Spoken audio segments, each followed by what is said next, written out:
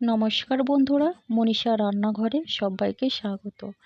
আবারও আজকে নিয়ে চলে এলাম একটা নতুন রেসিপি। আর এই রেসিপি দেখতে হলে অবশ্যই আপনারা আমার সঙ্গে প্রথম থেকে শেষ পর্যন্ত থাকুন। আর লাইক, শেয়ার, কমেন্ট এবং সাবস্ক্রাইব করে আমার পাশে থাকবেন। নতুন বন্ধুদেরও একই কথা বলবো, আপনারা যারা এখনও আমার চ্যানেলটিকে সাবস্ক্রাইব করেননি, আর সাবস্ক্রাইব করে পাশে থাকা বেল আইকনটি প্রেস করে নোটিফিকেশান অল করে দিন। তো চলুন বন্ধুরা, রান্নাটা শুরু করি। আর কিভাবে রান্নাটা করি আপনারা দেখে নিন। তো এখানে নিয়েছি লোটে মাছ 500 গ্রাম। আর এর সাইজটা কিন্তু মাঝারি সাইজের। আর দিয়ে দিলাম লবণটা একটু বেশি পরিমাণে দিলাম, আর দ্বিতীয়বার কিন্তু দেবো না। আর এখন দিয়ে দিচ্ছি হলুদের গুঁড়ো। এবার লবণ আর হলুদের গুঁড়ো দিয়ে ভালো করে মাছটাকে আমি ম্যারিনেট করে নেব। এই লোটে মাছ কিন্তু খেতে খুবই ভালো লাগে। কেন বলুন তো? এই মাছের কাঁটাটা কম। আর এটা কিন্তু বাচ্চা বড় সবাই খেতে খুব ভালোবাসে। আর এই মাছে একটু তেল মশলা বেশি লাগে, তার জন্য খেতে খুব ভালো লাগে। তো এখানে নিয়েছি পেঁয়াজ, নিয়েছি কাঁচা লঙ্কা, তেজপাতা আর টমেটো, গ্রেট করে রাখা আদা আর রসুন, নিয়েছি পাকা কাঁচা লঙ্কা। আর এখানে গ্যাসে কড়াই বসিয়ে দিয়েছি, কড়াইটা গরম হয়েছে। আর গরম হয়ে এলে দিয়ে দিচ্ছি সর্ষের তেল। আর তেলটা গরম হয়ে গেছে, এখন দিয়ে দিচ্ছি দুটো শুকনো লঙ্কা, আর দিচ্ছে ফোড়নে 1 চামচ গোটা জিরে। এবার জিরেটা আর লঙ্কা হালকা ভাজা হয়ে আসলেই দিয়ে দিচ্ছে কেটে রাখা পেঁয়াজ কুচি। আর পেঁয়াজ কুচি দিয়ে ভালো করে এভাবে নেড়ে চেড়ে নিচ্ছে। আর তেলটা অবশ্যই বেশি দিয়েছি, কেন বলুন তো বন্ধুরা? লোটে মাছ কষা করব তো, তার জন্য একটু তেল মশলা বেশি লাগে, আর আমরা একটু তেল মশলা বেশি খাই।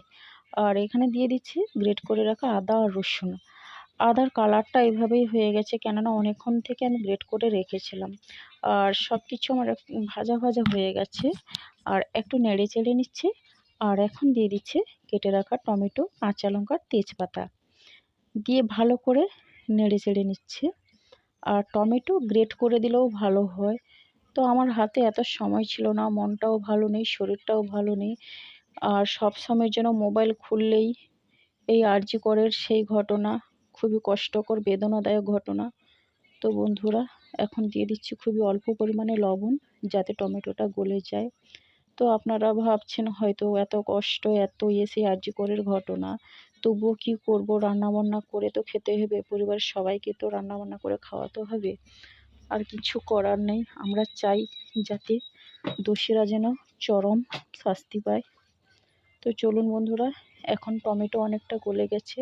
আর দেখেই আপনারা বুঝতে পারছেন, এভাবেই আমি খুন্তি দিয়ে নেড়ে চেড়ে দিচ্ছি। তো টমেটো গলে গেছে। আর দিয়ে দিচ্ছে 1 চামচ পরিমাণ লঙ্কার গুঁড়ো। আর হলুদের গুঁড়ো কিন্তু আমি আগেই দিয়ে দিয়েছি। দিচ্ছি জিরে গুঁড়ো, আর দিয়ে দিচ্ছে ধনের গুঁড়ো। একটু পরেই কিন্তু আমি হলুদের গুঁড়ো খুবই অল্প পরিমাণে দেব। আর এখন এই গুঁড়ো মশলাগুলো দিয়ে ভালো করে আমি নেড়ে চেড়ে মশলাগুলো টমেটোর সঙ্গে কষিয়ে নিচ্ছি।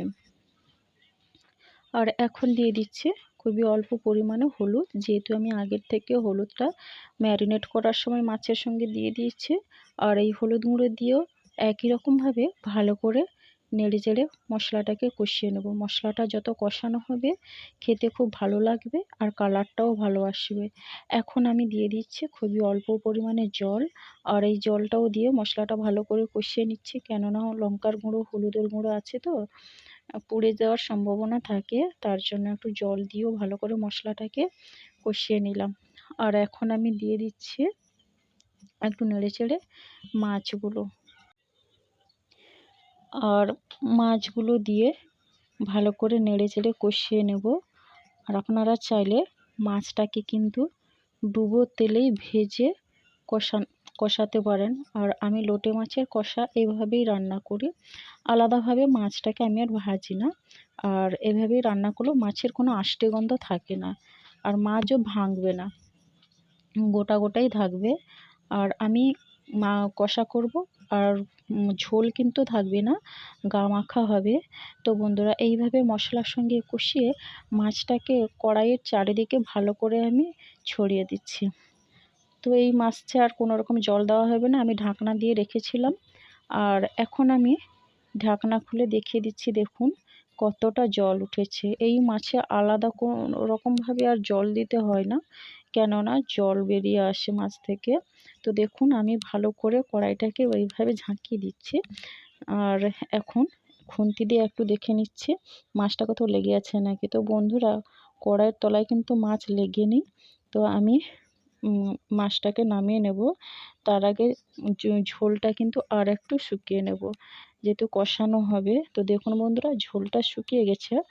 আর এটা আমি নামিয়ে নিলেই কিন্তু গায়েই কিন্তু ঝোলটা শুকিয়ে যাবে। তো এখন আমি নামিয়ে নিচ্ছি। আর আপনাদের যদি এই রেসিপিটা ভালো লেগে থাকে তাহলে অবশ্যই আমার মতো করে বাড়িতে একদিন রান্না করবেন, দেখবেন সবার খুব ভালো লাগবে। আর আমার বিশেষ অনুরোধ বন্ধুরা, আপনারা যারা আমাকে বন্ধু করছেন, আপনারা কমিউনিটিতে গিয়ে বলুন। আর আপনারা আমার রেসিপিতে এসে কমেন্ট করে বলবেন না যে আপনার বন্ধু হলাম, সাবস্ক্রাইব করলাম। প্লিজ অনুরোধ করে বলছি, বলবেন না। এতে কিন্তু চ্যানেলের খুবই ক্ষতি হবে, আপনার এবং আমারও। সবাই ভালো থাকবেন।